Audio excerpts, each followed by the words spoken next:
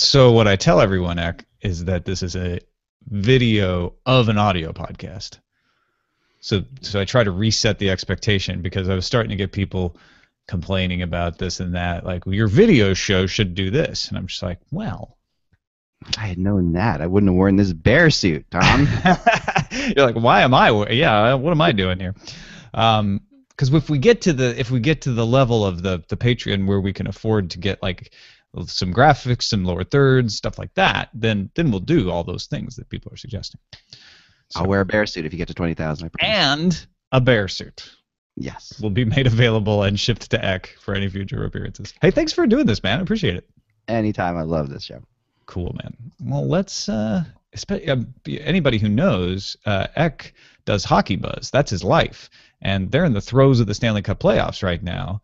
But we're very happy that you could take the time to chat a little technology with us today. Of course. No, I'm happy to leave the throes of the playoffs right now. A little break, a little pause. Absolutely. No, this is great. Great stuff. Awesome. All right, let's get going. Here we go. When you want to support independent projects and artists and creativity, go to patreon.com. That's patreon.com.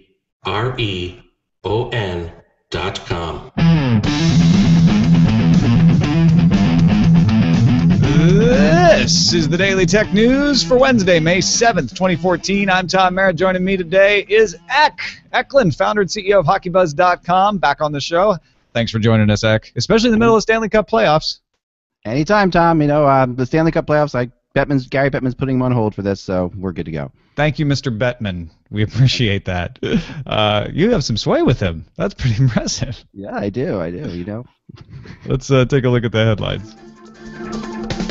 The Verge reports Evernote announced an expanded partnership with LinkedIn for better address book organization and improved business card scanning in the iOS app, and the Evernote fans are over the roof about this, by the way. Evernote's scanner will pull information from LinkedIn as well as add time and place of the contact. LinkedIn, for its part, will start actually directing folks to Evernote for card scanning rather than their own Card Bunch app, which they're actually shutting down July 11th. I imagine you do a lot of business card swapping, Ek. Oh, yeah, back in the 90s, all the time.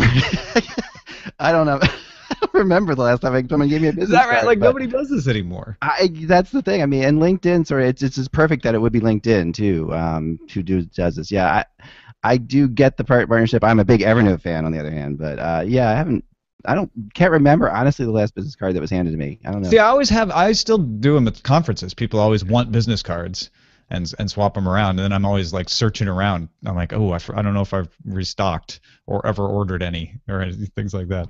Well, Sidney Crosby doesn't come up to me and say, "This is my card." So where I am, I don't really deal with that. Yeah, no, it doesn't work. Big Home notes Google is buying Stackdriver, which monitors cloud workload, especially for customers of Amazon Web Services, which is interesting because Google has been trying to build up its own cloud platform to compete with Amazon, so that's a piece of the puzzle for it. Most of you will not care at all that Apple's VP of Worldwide Communications, Katie Cotton, is retiring after more than 18 years at the company, but this is big news for journalists who have dealt with Apple PR. Apple told Recode that Cotton wants to spend more time with her children. ZDNet reports that HP is the latest to get on the open-source OpenStack cloud platform. HP will invest $1 billion in cloud computing and add OpenStack in 20 data centers over the next 18 months. HP's joining NASA, Rackspace, IBM, bunch of others in promoting OpenStack and promoting the idea of running your own private cloud as an alternative to those Amazon and Google clouds I was talking about earlier. You can insert your own Get Off My Cloud joke if you're over 30, or convert it to a cloud rap subgenre reference for others that are younger. TechCrunch reports Google is buying Appetas. Appetas? A-P-P-E-T-A-S, a site that helps restaurants build their own websites, even integrating services into those websites, things like Grubhub, OpenTable, social networks like Twitter and Facebook. It's an easy, cost-effective way a lot of restaurants use to make restaurant websites, and Google plans to shut the service down. Ars Technica reports Nintendo. Oh, Nintendo. Wii U sales missed fiscal year projections by 80,000 to come in at 2.8 million. Nintendo went into the fiscal year expecting to sell 9 million. But the 3DS sold 12.2 million units, still below the 13.5 million projected. Nintendo also lost money Lots and lots of money, 46.4 billion yen. That's a third straight annual loss. But hey, Nintendo has three things going for it. It has no debt, and it has Zelda and Mario. Which is not bad. I mean, It's nothing. No. I mean, I would not mind having Zelda or Mario in my world. I mean, my son, anyone who has like a small child under the age of 12 knows the power of the 3DS. Or, I mean, these are really popular units still. I mean, 35 million is nothing to sneeze at. No, 45 million. 3DS is a solid performer, but that's pretty much all they've got. Yeah, right now, unfortunately. And when you go to these stores now in the mall, the old time stores, they're really selling tons of Game Boys. That's another thing that's coming back in a big way. Old Game Boy cartridges, all the old Pokemon Game Boys. Pokemon had a big announcement today. I mean, all the franchises are still solid. It's just the Wii U was such a disappointment. Wii U is a disappointment. I have a Wii U, and it is so kludgy. It's just difficult to deal with. And I think I misspoke. I said 2.8 million is what they got. 2.8 million was the projection. 2.72 million is the number of Wii U units that they sold. Right. CNET reports on Huawei's launch of the Ascend P7 smartphones, 5-inch Android phone, 1920 by 1080 display, runs Huawei's Emotion interface. But the big feature is the 8-megapixel front-facing camera. Yeah, front-facing camera. With 8 megapixels. It's got 13 megapixels for the rear cameras, but 8 in the front should give you some nice high-res selfies just in time for selfies to become passé, which is why Huawei made up a new word to describe group selfies, like the one that Ellen took at the Academy Awards, called groofies. Lord, Tom, this is crazy. I mean, first of all, there's only a handful of people in the world that would want 8-megapixel selfies. And those people have professional photographers taking pictures of them. So groofies? Groofies. Huawei would like you to call those groofies. Good luck with that, Huawei. The phone will be available initially in June in dozens of European and Asian countries for a price of 449 euros. That's about 625 US, unlocked, and it will come to the rest of the world shortly thereafter. The Verge passes along data from a United Nations ITU report that the Internet will have 3 billion active users. That's about 40% of the world's population by the end of this year.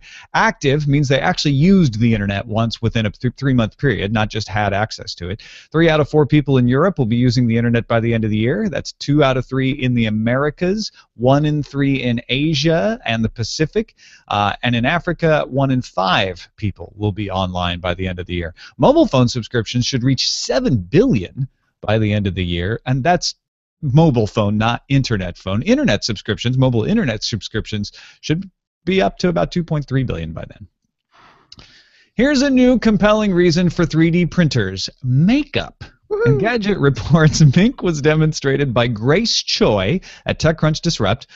You can pick a color from anywhere. Anything you can get on your computer, as a YouTube video, an image on a website, anything. Drop the hex code into Photoshop or Microsoft Paint, pretty much any image manipulator, and then print to the Mink device, which 3D prints a fresh batch of makeup for you. The printer should launch at around $300, and Choi says the material for printing should be pretty cheap. We'll see. Keep an eye on gracemink.com, though, if you'd like to know more.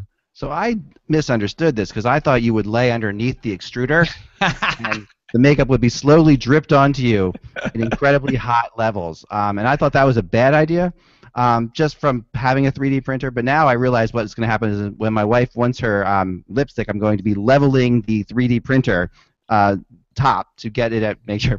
I don't know. I mean, yeah.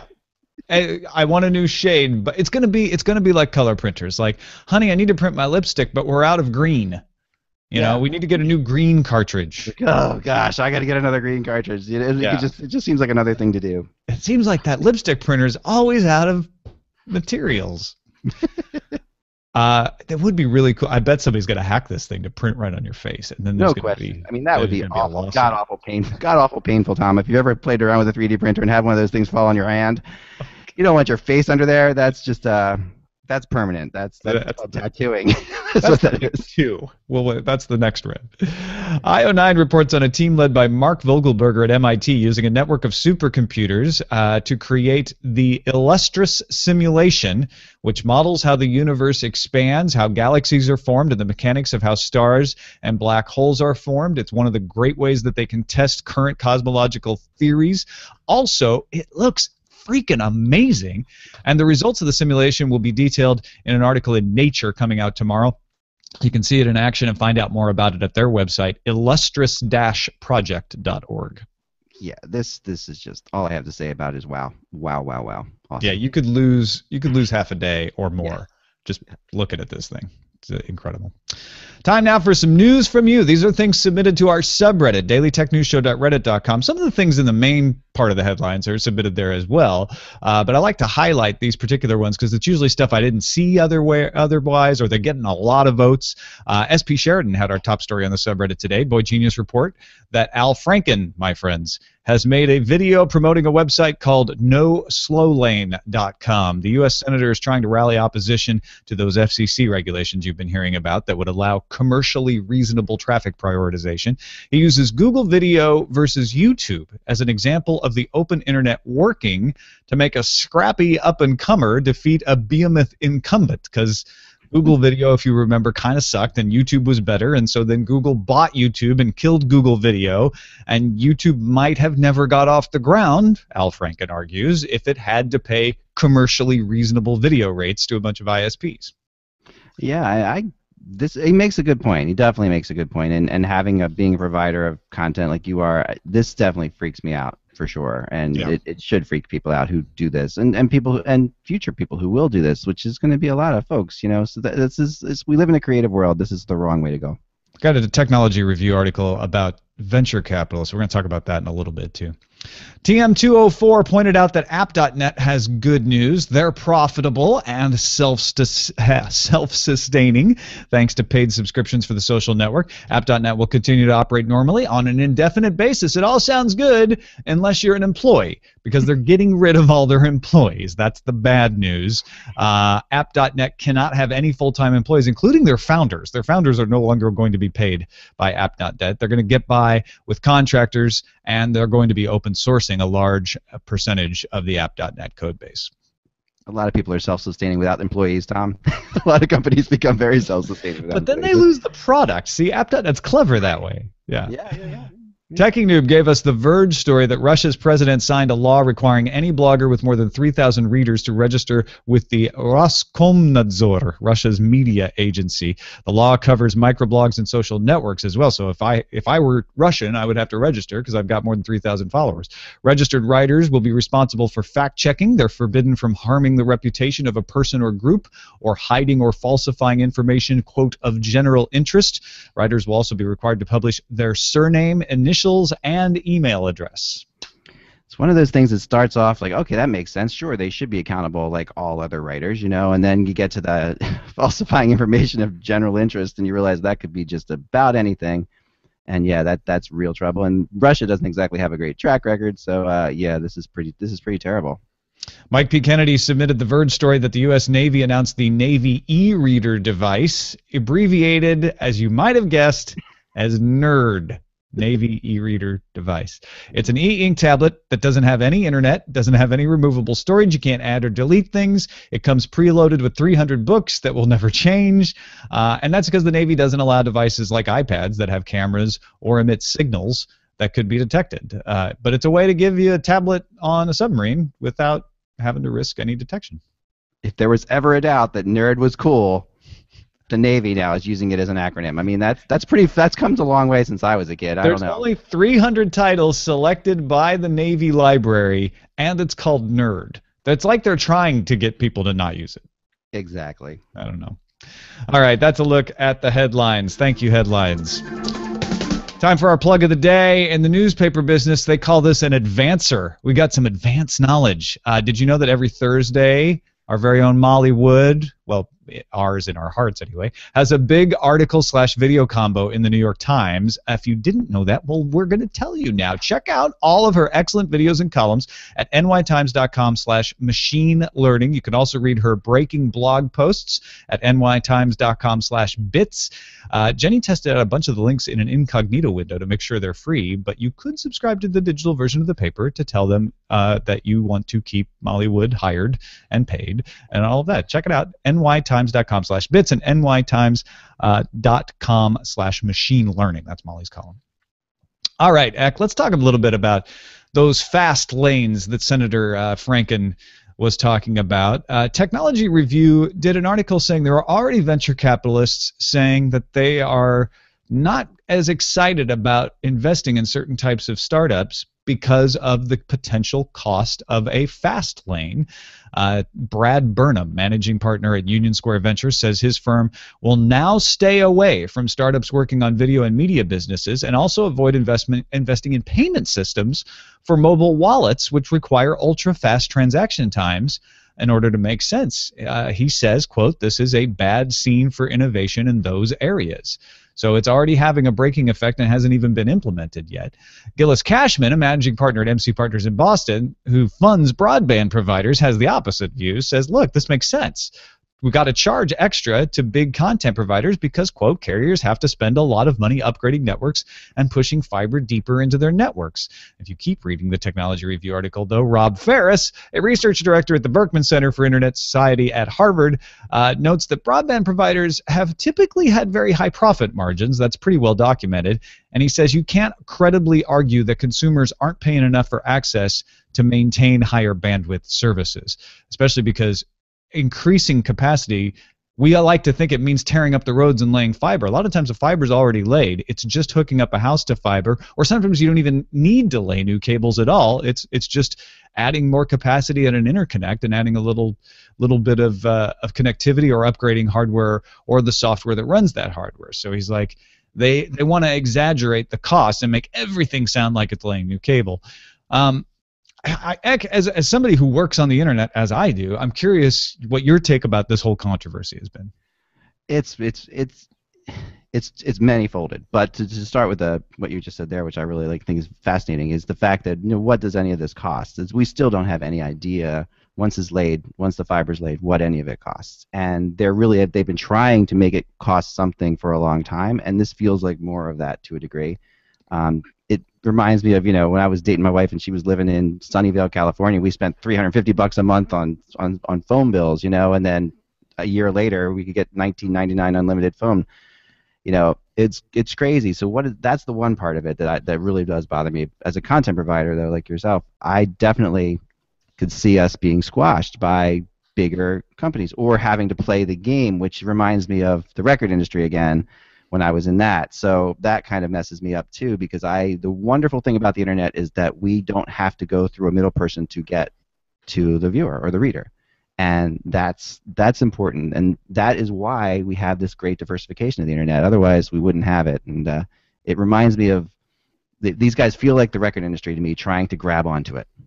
Well, there's an argument to be made that the internet has always had bigger players that invest more money than you can buy into. And so, having a YouTube that pays for the fast lane wouldn't necessarily mean that you couldn't take advantage of a service like YouTube, like I'm doing right now to stream my video. But I think what bothers me about it is not necessarily even that they're charging.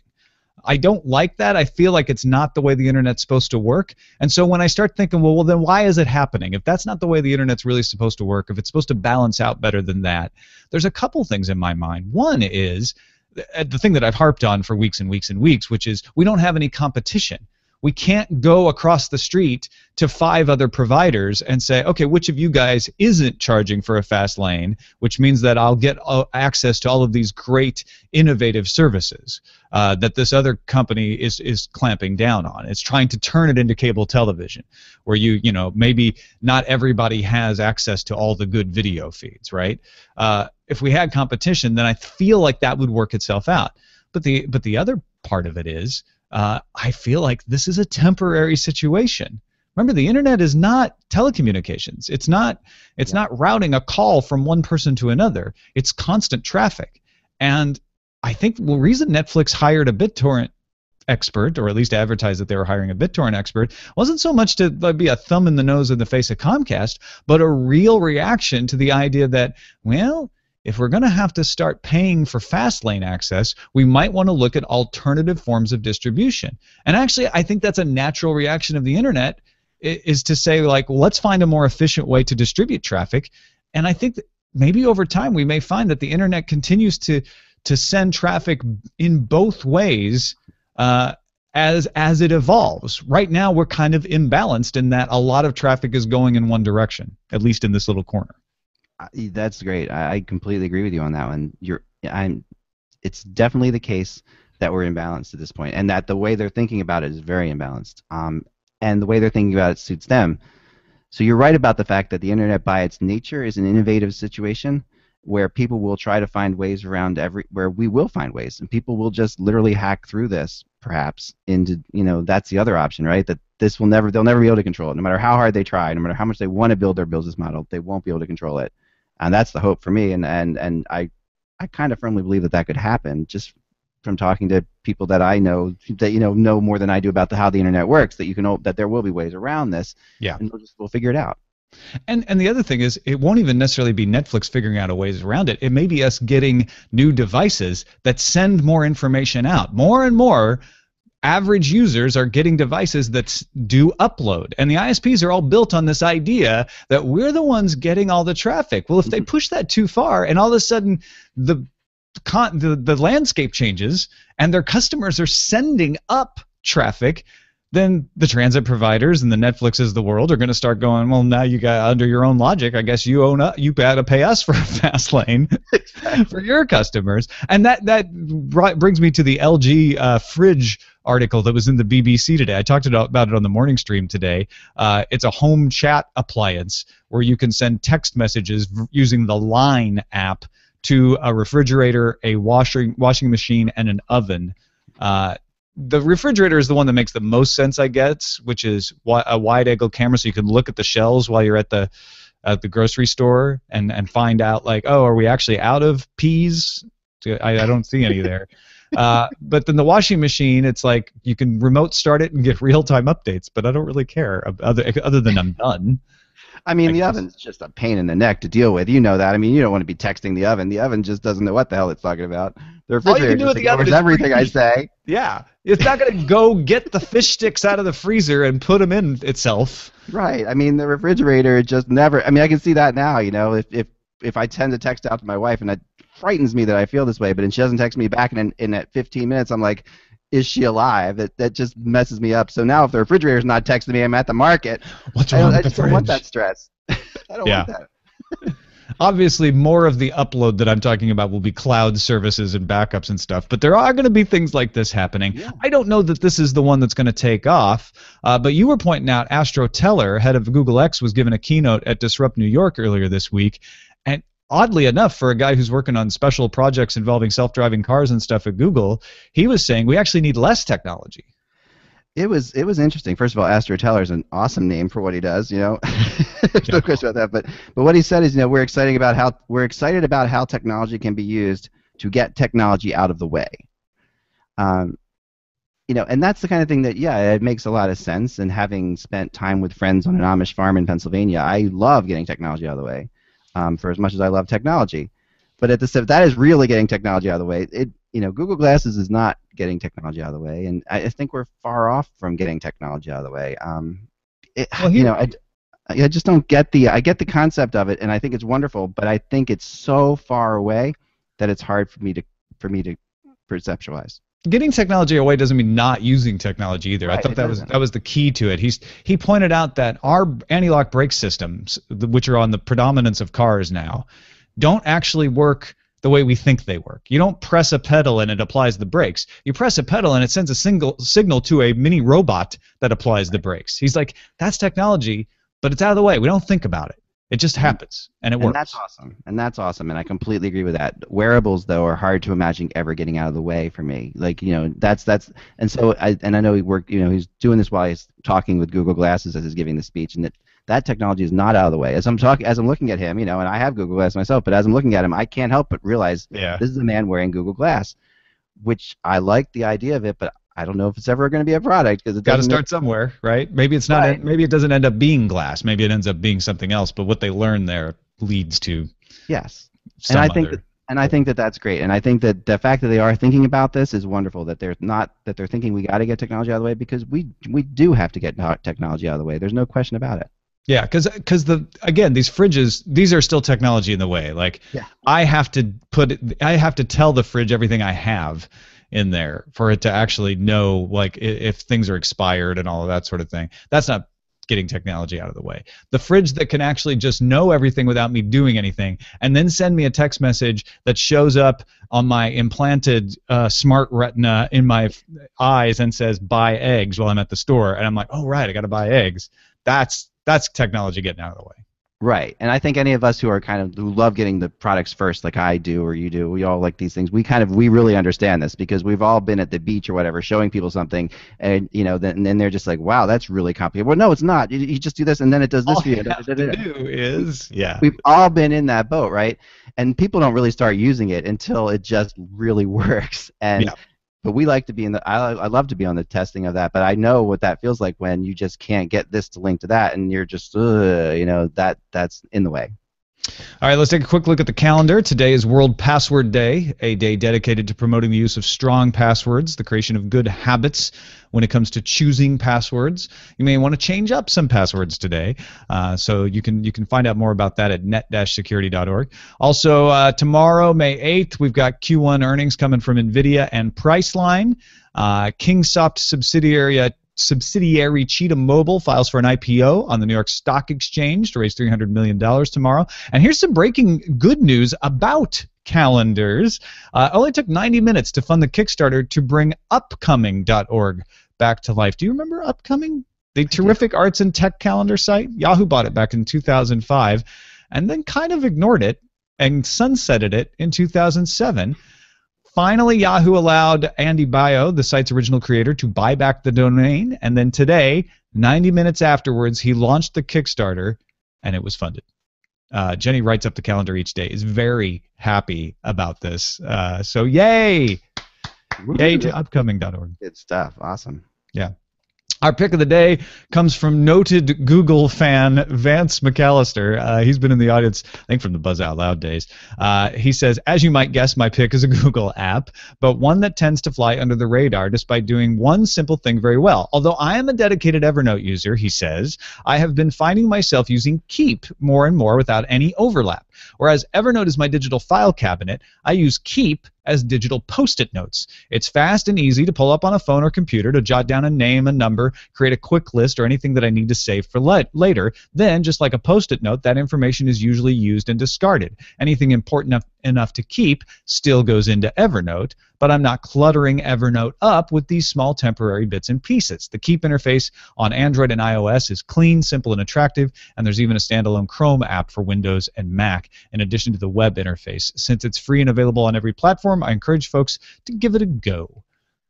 Thank you, Vance, from the increasingly hot California desert. Have you tried? I haven't tried Keep since it launched. Tried it a long time ago, and then I forgot about it. Actually, same here. Yeah, I use Notes for this. I don't have an iPhone anymore, but all my iPad Notes and my Mac Notes. Notes are the same. That's what I use before I go to Evernote. But I think this is great. I kind of use Simple Note in a way for stuff like this, but good reminder to try out Keep. Thanks, Vance. DailyTechNewsShow.com/picks for all the picks. A few messages to get to. Jim in Fort Worth, Texas, which he says is kind of like lovely Cleveland, but more to the south and slightly to the west.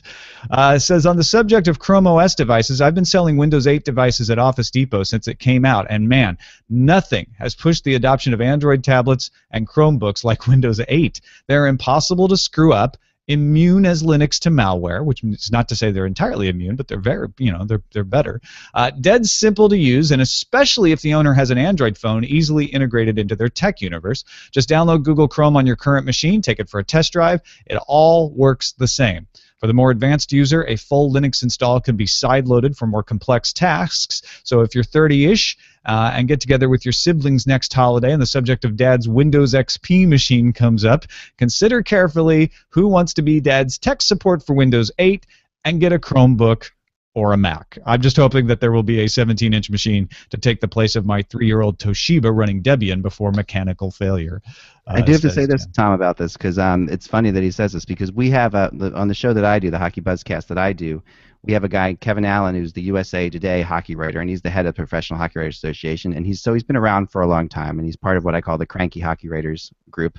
And he, so we had him on that. We were trying to get him to do Google Plus Hangouts like this, and he had never done that before, and it was so frustrating until I finally said, you know what? I'm going on Amazon. I'm sending you a Chromebook tomorrow. You'll have it. And the next day, bam, he had it, and he was doing a Google Hangout like it was no problem whatsoever. So there is a huge, huge purpose for these. And so is he using it for the word processing tasks as well? I mean, I think that would be the big thing. Bringing it around with him to games. He originally just thought it was going to be something he would just do when he did it, because he does the podcast like 3 days a week with me, and I was just, getting frustrated with his old rinky-dink computers, and this was perfect for him, and now he loves it. He's always been doing his stuff on Google Docs. It just made it, he just was amazed this thing existed, and this was awesome. Transition for him then. That's cool. Roxanne, 1010 faithful listener, since the CNET days in Buzz Out Loud, has a similar experience, shares her personal experience with kids and 3D printers. For over a year now, my son has wanted to buy his own 3D printer, so for his 12th birthday, I gave my little geek son a subscription to Fab Lab here in Tulsa. He's been 3D printing many objects such as dinosaur skulls, Doctor Who, and Minecraft stuff.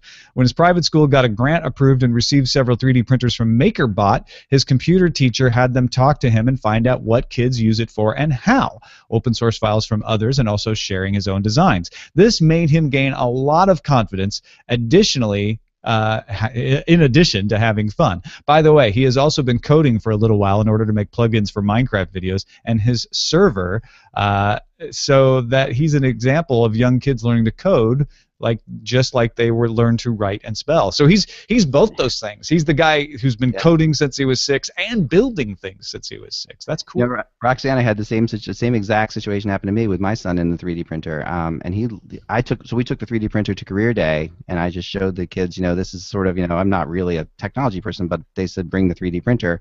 So I bring the 3D printer, and oh man, the kids' reactions to it was just off the charts.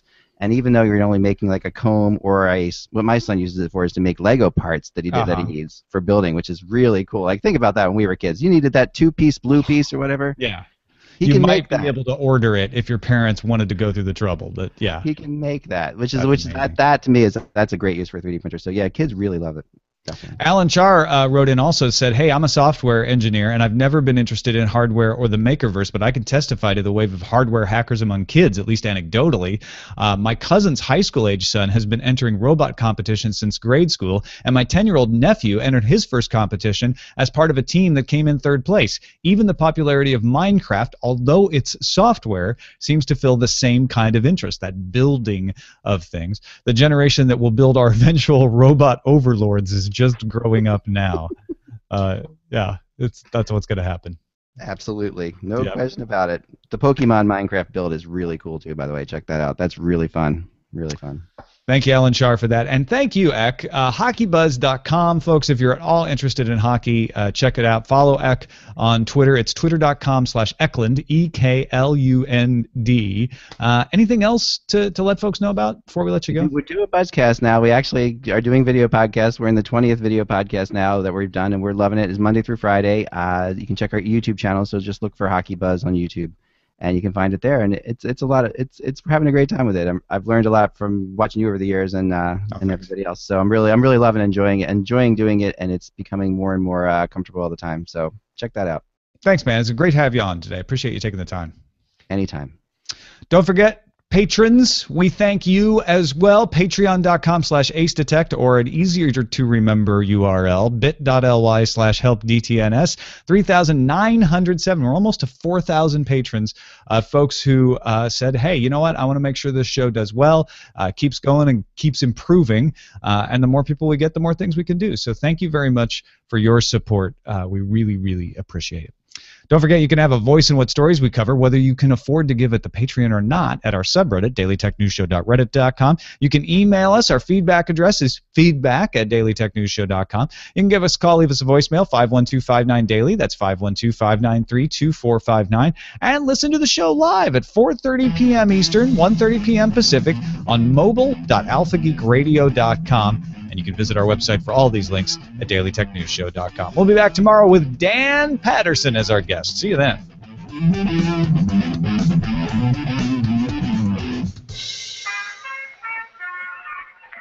podcast is part of the Frog Pants Studios Network. For more information about this and other shows, visit frogpants.com. Audio program so good, it's like you're there. Yay! And that's Awesome. Awesome. That was fantastic. Thank you, Tom. That was Good so much fun. man. It's all, you're just easy. You can tell you do podcasting because it's just. It's so much easier to not have to switch things. That's the thing that I've gotten real. I'm like, wow, I'm just standing here. That's a skill. We had 5 people on, switching 5 people. Oh my gosh. Yeah. Yeah, no doubt. No, thanks. I mean, it's awesome. It's so much fun. Anytime, like I said, I really have a good thing for the. I have a good video for the Cord Killers podcast. I'm going to send you guys because I'm doing that next Monday with you guys, and I'm looking forward to that. So. I'm looking forward to that too. Wow, we're taking a lot of your Stanley Cup time. It's awesome. No, that's fine. That's fine. No, this is actually the boring round of the playoffs. Second round of the playoffs. Nothing's going on. Yeah. So who do you like in the finals? It's LA's going to be tough to beat. Actually, they're going to go there again. I think they're crazy. So LA Boston probably, which is a nice short flight between cities. Sorry, Habs fans. The most convenient is what the reporters always say. It's the most inconvenient final that will always be the. Will always be the one. Yeah. Well, I guess Montreal or Boston are both sort of inconvenient, but Montreal's a hop and a skip closer. So Montreal, LA, that would be a blast because Montreal. I mean, geez, that's a great city to go visit. I love Montreal. Yeah. And as John Butchergrass says, Montreal and LA by far they played in 1993 in the Stanley Cup Finals, and he said that by far was the hottest women Stanley Cup Finals in the history of time. When you have the Montreal and LA, that's just you just can't beat that. You know, that's the one. So we'll see. How very hockey. How very hockey. Yep. Heck, the chat realm is abuzz with your Star Trek panel back there. Oh yes. It's amazing. That's just an iPad app. That's just being airplayed over there. So yeah. Tremendous. Star Trek. We also need to get releases from all of the hockey teams for the logo. Yeah. That'll be easy to do, Tom. I'll get right on that. Yeah, this is just called iPad. It's called PADD Star Trek. It's really, really a cool app, and it's just a lot of fun. Cool. I've used it a bunch of times when I'm in the background. Usually when I have I'm doing a thing now where I'm actually playing the games back there that are going to be played that night. I'm simulating them on Xbox, like all during the podcast. Oh, that's fantastic. I love that. So we're like, okay, look, the Blues just scored. Okay, well, and at the end of the podcast we give the results. Well, this happened. So yeah, we're having fun with it. Do you remember when G4 did the season when they had the lockout? Yep. Yeah, it was really cool. During that, what I did was I kind of like tried to simulate the all-time greatest teams from every city and create those players and have them play against each other, which was fun to do. Yeah, during the lockout, we were all looking for anything to do. So for the next lockout, Yeah, 8 years away. It's only 8 years away. We got to start planning now. Book your calendars. I know. So we have 2 titles so far. One is the joint effort of Nerd, spelled with asterisk in the middle. Yeah. Nerd is the word, which is great. And then the other one is from Beatmaster is Wii You Buy Me, which is we, W-I-I-U, as in the letter U, buy me. Which is kind of brilliant. It's really genius. It took me a second because you have to picture it. Yeah. It's a written headline, but it's brilliant. That's brilliant. I love nerd as the word, but I kind of feel like Wii U Buy Me is the more trenchant commentary. That's awesome. Trenchant. Yeah, I said trenchant. Nice choice of words. Every once in a while. Here. Not at all hackneyed. No, I love hackneyed. That's another favorite word. Wii U by me. So Wii U. like this. That's the Wii one. U by like that, right? In the chat room. Yep. That's awesome. Just like that. Comma after Wii U. Wii U by me. Nope. Because it's a question. Maybe with a question mark at the end. Will you buy me? Yeah. Is it will you please buy me? Yes. There we I go. like that. That That's totally it. works. That works. You can tell how bad a device is when your Wii U spends more time updating than you ever used it. Like every time I load it, it's always updating, and I can't even use it as long as it takes to update it, no matter how hard I try. You're like, I really don't have time for this right now, Wii U. Sorry. I don't. It's become a Disney Infinity machine for my son, actually, the Wii U. That's what he uses for it. Is that what he ended up using? Yeah. What is that, Disney Infinity? It's I keep hearing about crazy, it. like the mixture of Skylanders and Minecraft. You know what Skylanders is on video? No, I don't. I know That's the one Minecraft. with the figurines, is that right? Yep. You get like a little character, and you put him onto a pod, sort of, and that pod lights up and glows, and that character suddenly, the actual physical character, which is the brilliance of this whole thing, you have to buy these actual physical figurines. You put it on there, and then suddenly it lights up, and you're now playing that character in the game, and it's a mashup of every Disney thing. Like you can have like Phineas and Ferb and Mickey Mouse, and then the Incredibles guy and this person.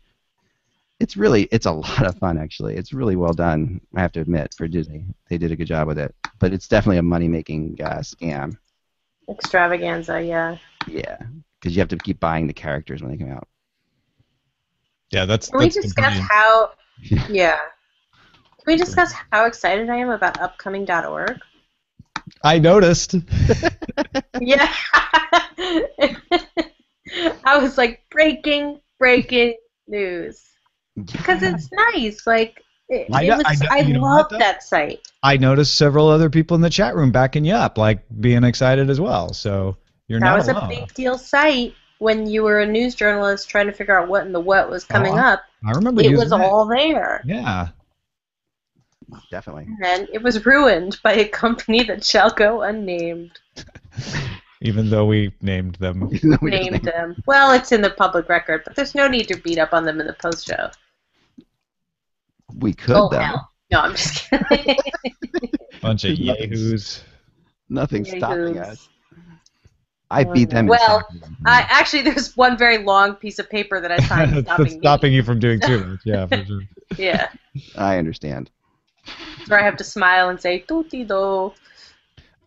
You're just saying things that are true. You're not going to go beyond that. That's true. Right. It's funny because it is true. Right. Yeah, but it's really nice. Like, I love that it was funded in 90 minutes, and it's going to be great. And maybe they'll get to do an app, and it'll be nice. I can't believe the FSL thing funded. It's. Yeah, yeah. Hate it when Brian Brushwood is right. I like that I broke the news to you that it. Yeah, you totally did. Very exciting. Well, because I just have been thinking like, nah, it's gonna go up to the last minute. And even when Brian looked at it yesterday on Cord Killers or 2 days ago on Cord Killers in the pre-show, and he's like, oh, you'll be fine. He's like, you'll get that in the next 2 days. I'm like, I don't know. Totally right. Now you need to stop asking people for money for like a month. Just a month. Seriously. Stop asking for money. Did I mention the Give everybody a break. Laser? No, I'm okay with selling books. Exactly. That's the difference, right? Kickstarter is very much just give us money so we'll do something. Yeah. Whereas the book is like, if you're interested in the book, you can buy it. If you're not interested in the book, don't buy it. And the shirts and books are cool because they are a product that comes to you in your home after you buy it, as is FSL Tonight, don't get me wrong. Right. And I'm very excited for it. Now you need to take a month hiatus for money asking. Well, I got nothing coming up. You know Cole Palmer from Patreon? Have you guys talked to him or met him? I've communicated with him. I haven't met him. Tweeted. Yeah. He's a huge hockey fan, and when he saw that I was on your show, he immediately texted me and said, "Oh man, you got to do one of your So that's one of the things we're going. But I said, I can't ask people to help fund it until I have 100 shows under my belt or something like that. People really want to watch. Don't. You can fund. No. You don't need 100 shows under your belt. I don't know. I don't feel right. First of all, I don't think we're good at it yet. So I really feel like we have to get good at it. And And then I mean, look at you guys or whatever. I mean, the podcast I watch all the time. Yeah, look at our amazing technical quality. Come on. But I am not. Hey, Egg, let me tell you something I learned from Tom Merritt. Tom. Let me tell you something I learned, okay? It's all about the quality of the content. As long as you can hear it, that's what's important. Yeah. And you have great quality content. So you don't have to do it before the end of the Stanley Cup. That would probably be silly. But maybe do it when do they have a draft in hockey? They must. We have a draft. It's in Philadelphia too, which is good. And then and that's my big time. Yeah, because I'm a rumor guy. So I just made up that advice. No, is there a draft? Well, that's when you should do it. It's actually really probably when I was gonna. That's what I was thinking about because July the draft and then free agent signings. That's my gig. Yeah. That's where I. Just start your podcast up again, and do and launch a Patreon then when everybody's paying attention again after they've recovered. Yeah, I think so. But he's excited that like we're a non-technology thing on Patreon. He's like, so he already made a mock-up of me for the hockey butt for the web page. That's amazing. Yeah. Would you be the first sports thing on Patreon? Pretty much. I mean, there's a couple things on there that have no funding whatsoever, but I do have a following, and I do have 150,000 Twitter followers. And I have people who watch us, so I mean, I have something that I know I could get some people to get involved in it, but it's not something that they're used to. There's also something to be said for being in the growth period and saying, hey, if you'd like to help us improve this, back the show, because and I'm not saying that it's a gambit. It's just an honest thing of like, the more you support us, the faster we can get better. Whereas if you come out all polished, some people will go like, well, obviously don't need my help. Yeah, that's a really good point. And I mean, the way you guys have done it, guys from like Destin, who from Smarter Every Day, these other things I go with on Patreon, you just want to help, so I'm hoping that the same thing goes the other direction, with us. So it's just we really feel good about it. I mean, I feel great supporting you guys and Core Killers and well, Night Attack and all. I would like the opportunity, please, to return the favor. So. Yeah, I know. Absolutely. Just keep going. No, it's awesome. I think it's awesome. And so that's what we're deciding. So yeah, maybe that's a good idea, Tom. Maybe we'll come a little bit earlier. But I think the draft's a good idea. That makes sense. Draft is not a bad time to do it, though. That makes sense. Well, it's a good time. I just want you to be that. My competitive instinct wants you to be the first major sports thing, and then be credited for kicking off sports things on Patreon. Well, the other thing you can do is you can launch the Patreon anytime. And then just, circulate it amongst your most hardcore folks. Yeah. And then when the draft comes is when you make your push to be like, here we go. Yeah, that's a good idea. Yeah, I think we're getting there then. We're getting close. But dirty little secret, the Daily Tech News Show Patreon was actually the It's a Thing Patreon that I set up in June of last year. Oh, wow, okay. Molly and I decided not to do. And so when the reason it's patreon.com/acedetect is that I just went in and was like, this is that one that I had messed around with and I changed all the info. Right, I got you. Okay, yeah. I love It's a Thing, dude. It's a good show. Yeah, we got to. I love that show, too. It's just, Oh, wait. I see something very interesting. I made a meatloaf last night. Really? Hey, honestly. Yes. Do you know Todd Whitehead? Todd Whitehead. Of Alpha Geek Radio? No. Okay, Tom. I think you should make that happen. Absolutely. Todd's the one that provides our live audio stream. Cool. That would be wonderful. Yeah. Awesome. And basically all we do is when we do a show, I have the audio going into my laptop here, and I run a little Shoutcast app called Butt. Okay. And then he has everything else set up, and all I have to do is go to his website and go start my stream, and then everything happens on his end, and it streams out on the TuneIn Radio app as well as on his website, and it gives us a reliable audio stream. Fantastic. Yeah. Wow, that sounds wonderful. That works for me. Yeah, and lest you think I just pulled that out of the air, Todd wrote me and was like, "Sports geeks are geeks too." Yes. So there you go. That's an invite. We just made that happen on the post show. Boom. Good job. Hey, I owe you a steak or something like that if you don't eat meat. No, I eat meat. Well, then all the meat. I eat a lot of meat, so I'm good. That's awesome. No, thanks, guys. I appreciate it. Yeah, sure. No, I'll if for some reason I forget, nudge me and I'll introduce you guys. Will do. That sounds great. That sounds done. great. I did that. Matchmaker. I know. I'm not the matchmaker. I prefer to think of myself as the Yenta from Crossing Delancey. I remember you saying that before. The guy who sets him up with the pickle salesman.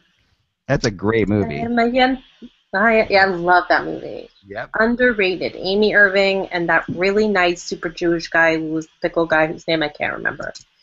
Amy Irving was really hot in that movie. Jonathan Colton was just in his email to everyone on his mailing list today talking about buying artisan pickles.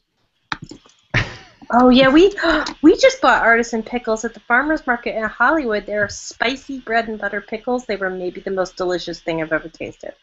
$12 for like a jar.